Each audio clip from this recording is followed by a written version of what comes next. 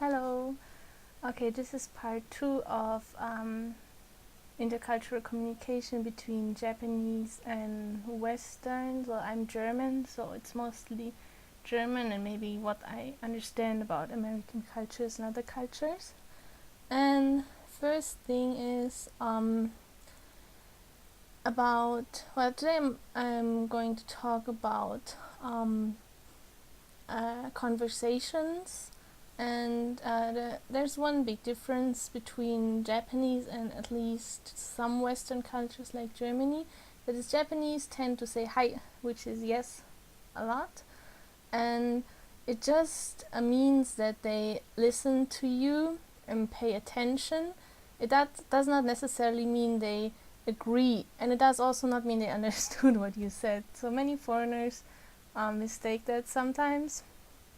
And another thing is that Japanese have a tendency not to ask if they don't understand you. I recently, when I watched the World Cup, there was this Japanese soccer player which plays in a German club, so he can speak some basic German, and a reporter came and asked him a very long-winded question with complex grammar and stuff and difficult wording, and he was he was thinking for some second, and then he answered something which did not have to do much with the question.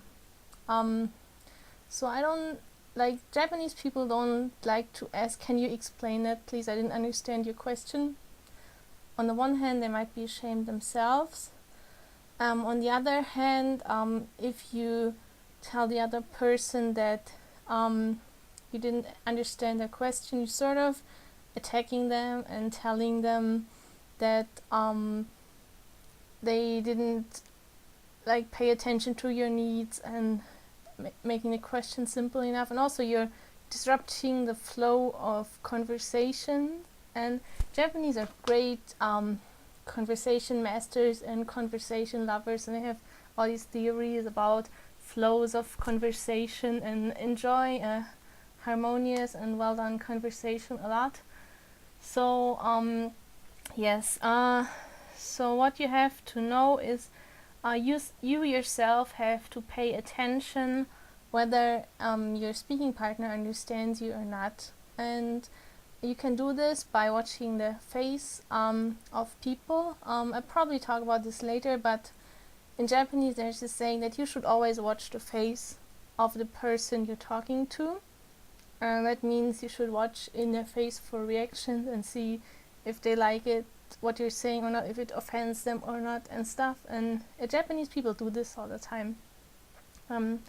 So yeah, you can just watch their face, and if they understand what you're saying, they probably be nodding and smiling, and if they don't, they might make a small frown and are like this or something. So some people also fake their understanding everything because if they don't really know you at all or something.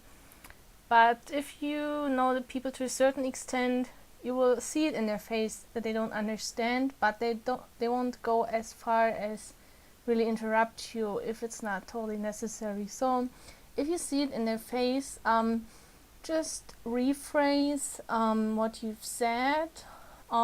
Say in other words a bit easier, a bit smaller. You should not necessarily say something, "Hey, you just didn't understand that, right? Why didn't you tell me?" So just tell me when you don't understand something, because it will sort of cause them to lose face. It's not necessary. Just let them keep face. Let them pretend you want to rephrase it because you yourself would like to say it in other words and it has nothing to do with them. Okay, the second part for today's topic conversations would be the choice of topics. And I think here the difference between Germany and Japan is the biggest, because Germans love controversial discussions. Like many people's idea of a great evening is a controversial discussing. And if they find they agree with a certain person to 70% and disagree to 30%, many people will intentionally pick those 30%. and try to find logical arguments to convince the other person that their opinion is right and the other person's opinion is wrong. And it can go to an extent where other people assume that these two Germans might be quarreling while they're just enjoying themselves. In Japan, on the contrary, people often avoid topics where they have opposed ideas. It depends on the person. It depends how well you know the person and how balanced the relationship is. If it's like a senpai-kohai relationship, or if it's an equal relationship. If it's an equal relationship, you can talk franker. Yeah, but they tend to avoid things that have bare conflict potential. So yeah, when they find out that they're agreeing to 30% and disagreeing to 70%, they might leave the 70% out and talk about the 30%. And what's even more important than if the other person is disagreeing might be the question, is the other person interested in the subject or not? So the Germans will usually jump into a subject right away and just keep talking to it, and if another person isn't interested, he just change the subject again, and then the first German will think whatever or something. But Japanese might feel compelled to talk about a subject that another person introduced, so they are very careful about starting subjects. Well, one Japanese friend told me this once, like he likes to talk about stocks and economy in general, and he said if he wanted to talk about economy and he didn't know if the other people he was with would enjoy the subject or not, then he would first say, oh, I bought a new PlayStation or cell phone the other day from Nintendo or something. Wait, that's probably PlayStation. And then he would say, and he would see the reaction of the people, and if the reaction was positive, or if they would seem interested, he would say, did you notice how the Nintendo stock rose the other day? And if people would still seem interested, like genuinely interested in a topic, he'll continue and start a real economic specialist talk or something.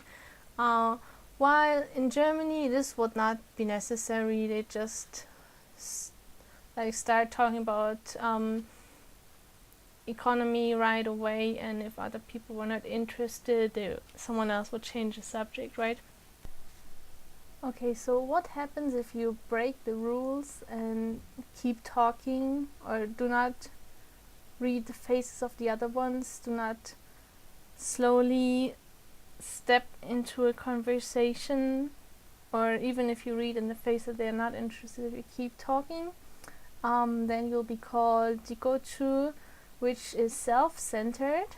There's also a word wagamama, which is egoistic, but this would be more self-centered, but self-centered in Japanese sounds a lot like egoistic and is a pretty mean word. People are pretty sad if you tell them they're self-centered, and the reason why it is like this is because if you don't pay attention to the others, you are forcing them to listen to your topics that you're interested in, and it would be rude for them to tell you, no, I don't want to listen to this, we should change the subject now.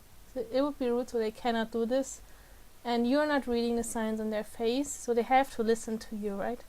So yeah, they might then think this is such a self-centered person, I hate him or something. Okay, that was it for today, so see you again, bye bye.